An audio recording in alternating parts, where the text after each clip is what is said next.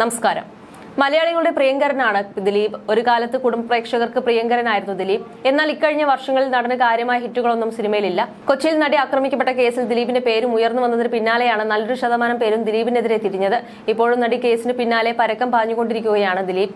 എങ്കിലും നടന്റേതായി പുറത്തെത്താറുള്ള വിശേഷങ്ങളെല്ലാം തന്നെ വളരെ പെട്ടെന്നാണ് സോഷ്യൽ മീഡിയയിൽ വൈറലായി മാറുന്നത്. ഇപ്പോഴത്തെ എല്ലാ കൊല്ലത്തെയും പതിവ് തെറ്റിക്കാതെ ശബരിമല ദർശനം നടത്തിയിരിക്കുകയാണ് ദിലീപ്. വ്യാഴാഴ്ച വൈകിട്ടോടെ സന്നിധാനത്തെത്തിയ നടൻ രാത്രി 11-ന് ഹരിവരാസനം പാടി നട അടയ്ക്കുന്ന വേളയിൽ തിരുനടയിൽ എത്തുകയായിരുന്നു. തുടർന്ന് നടയടച്ച ശേഷം ഗസ്റ്റ് ഹൌസിലേക്ക് മടങ്ങിയ ദിലീപ് പിറ്റേന്ന് തുടർച്ചയായി നിർമ്മാല്യം കണ്ടു തൊഴുതു. തന്ത്രി, മേൽശാന്തിമാർ എന്നിവരെല്ലാം കണ്ട് അനുഗ്രഹം വാങ്ങിയാണ് മലയിറങ്ങിയത്. കടുത്ത ദൈവവിശ്വാസിയായതിനാൽ തന്നെ നടി ആക്രമിച്ച കേസിൽ ജാമ്യത്തിൽ പുറത്തിറങ്ങിയ ശേഷം ദിലീപ് ആദ്യം പോയത് ആലുവ ഏട്ടേക്കർ സെന്റ് ജൂഡ് പുണ്യാളന്റെ അടുത്തേക്കായിരുന്നു. പള്ളിയിലെത്തിയ ദിലീപ് മുഴുവൻ കുർബാനയും കഴിഞ്ഞ ശേഷമാണ് മടങ്ങിയത്. പിന്നീട് ഗുരുവായൂരും ശബരിമലയും അടക്കം പ്രധാന ക്ഷേത്രങ്ങളിലെല്ലാം ദിലീപ് എത്തിയിരുന്നു.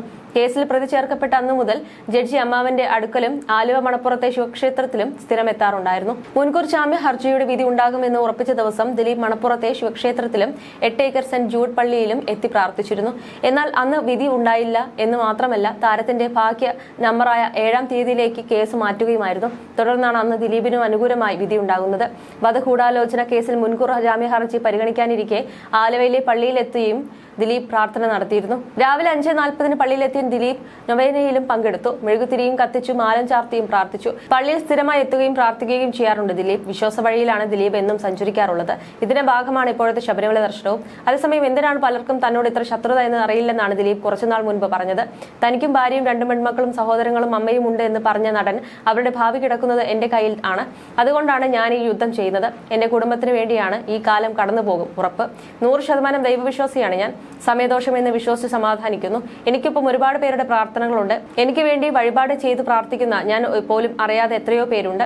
എല്ലാ സമയദോഷമെന്നും എന്നും വിശ്വസിക്കുന്നു. സഹായിച്ചവർ പോലും തിരിയുന്ന കാലമാണ് ഇതെന്നും ദിലീപ് പറഞ്ഞിരുന്നു. അതേസമയം കെയർ ടേക്കർ എന്ന സിനിമയാണ് ദിലീപിന്റെതായി തിയേറ്ററിലെത്തിയ ഏറ്റവും ഒടുവിലത്തെ ചിത്രം.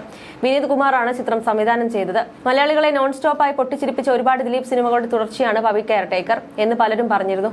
5 പുതുമുഖ നായകന്മാരായിരുന്നു care ടേക്കറിൽ എത്തിയിരുന്നത്. You're watching me on metromatney.com. metromatney.com. metromatney.com. Subscribe for more videos. Subscribe for more videos. Subscribe here for more videos. Subscribe now. Thank you.